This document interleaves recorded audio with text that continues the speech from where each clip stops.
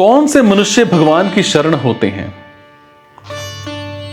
भगवान कहते हैं, हे भरतवंशियों में श्रेष्ठ अर्जुन, पवित्र कर्म करने वाले, अर्थी, आर्त, जिज्ञासु और ज्ञानी अर्थात प्रेमी, चार प्रकार के मनुष्य मेरा भजन करते हैं अर्थात मेरी शरण होते हैं।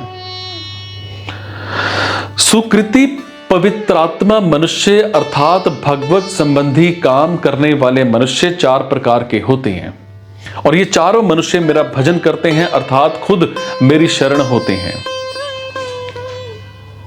भगवान में ना लगने वाले मनुष्यों की बात आई थी बीच में।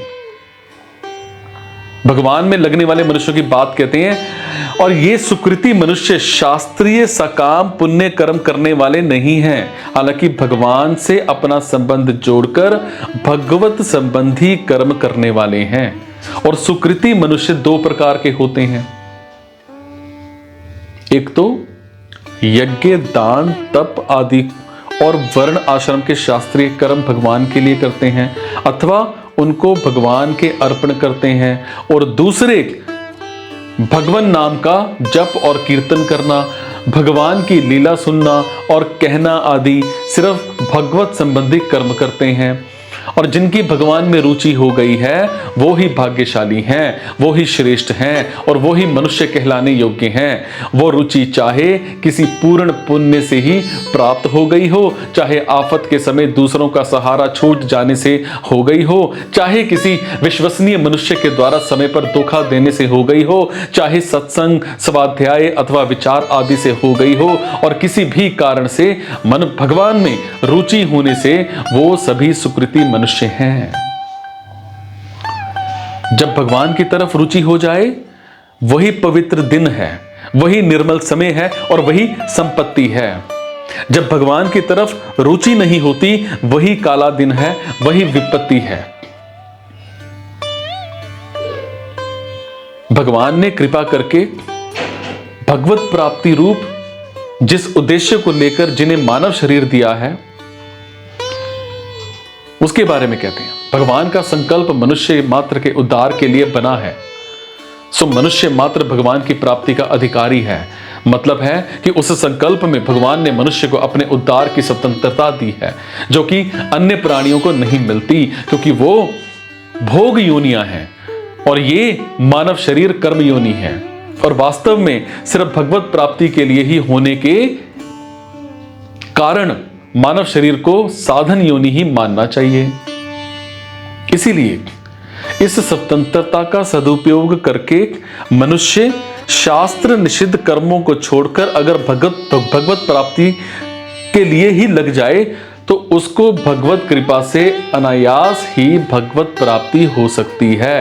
परंतु जो मिली हुई स्वतंत्रता का दुरुपयोग करके विपरीत मार्ग पर चलते हैं वो नरकों और 84 लाख योनियों में जाते हैं। और इस तरह से सबके उद्धार के लिए या सबके उद्धार के भाव को लेकर भगवान ने कृपा करके जो मानव शरीर दिया है उस शरीर को पाकर भगवान का भजन करने वाले सुकृति मनुष्य कहलाने अर्थात मनुष्य कहलाने योग्य हैं।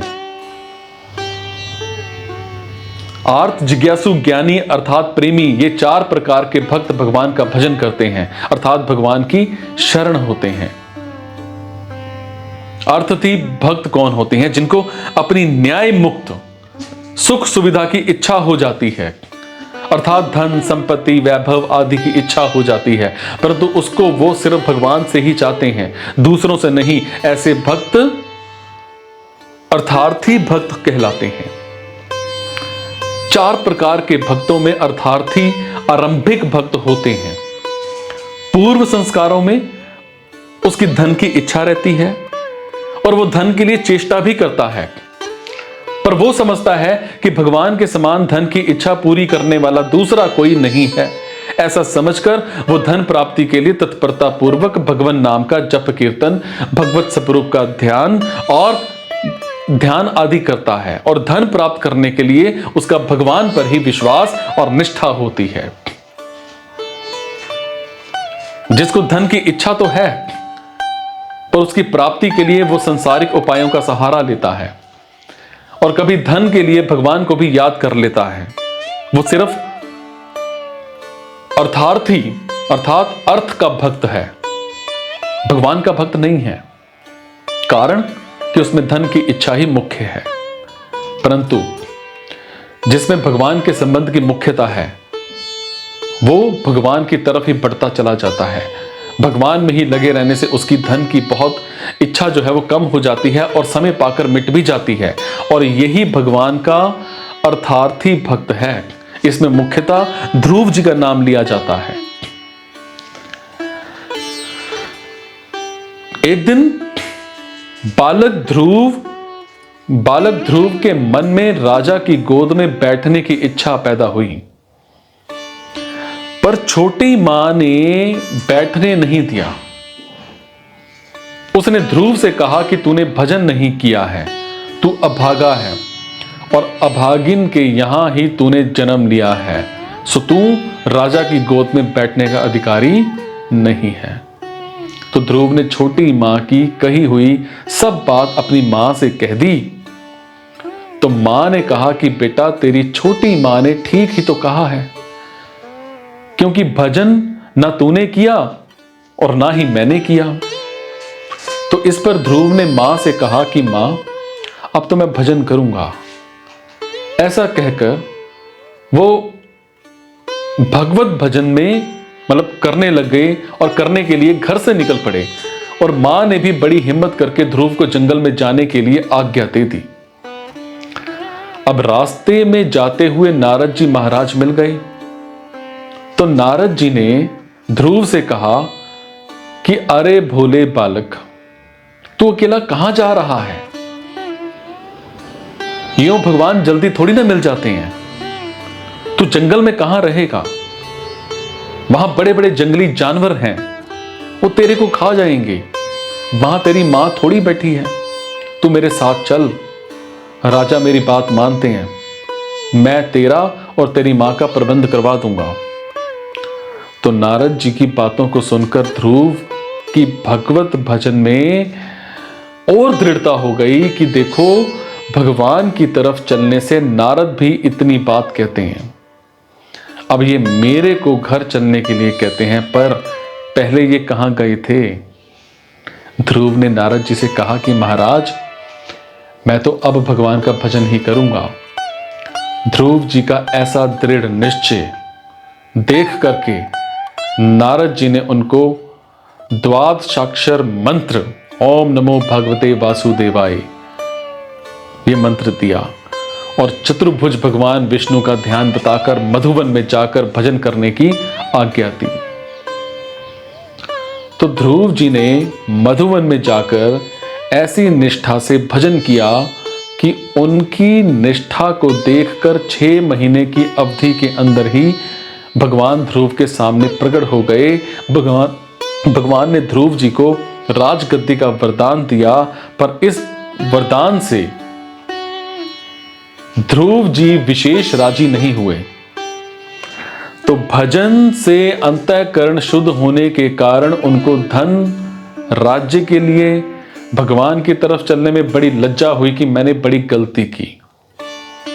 तो मतलब यह हुआ कि ध्रुव जी को पहले राजा की गोद में बैठने की इच्छा हुई, पर उन्होंने उस इच्छा की पूर्ति का मुख्य उपाय भगवान का भजन ही माना और भजन करने से उनको राज्य मिल गया और इच्छा मिट गई। और इस तरह से अर्थार्थी भक्त सिर्फ भगवान की तरफ ही लगता है। आजकल जो धन प्राप्ति के लिए झूठ, कपट, बेईमानी आदि करते हैं, वो भी धन के लिए समय समय पर भगवान को पुकारते हैं। वो अर्थार्थी तो हैं, पर भगवान के भक्त नहीं हैं। वो तो झूठ, कपट, बेईमानी आदि के भक्त हैं, क्योंकि उनका पाप के बिना, झूठ कपट के बिना काम नहीं चलता। और इस तरह से झूठ कपट आदि पर जितना विश्वास है उतना विश्वास भगवान पर नहीं है। जो सिर्फ भगवान के ही परायण हैं और जो भगवान के साथ अपनापन करके भगवान का ही भजन करते हैं, परंतु कभी कभी पूर्व संस्कारों में अथवा किसी कारण से जिनमें अपने शरीर आदि के लिए अनुकूल परिस्थिति की इच्छा हो जाती है वो भी अर्थार्थी भक्त कहलाते हैं। उनकी अनुकूलता ही, इच्छा ही अर्थार्थीपन है।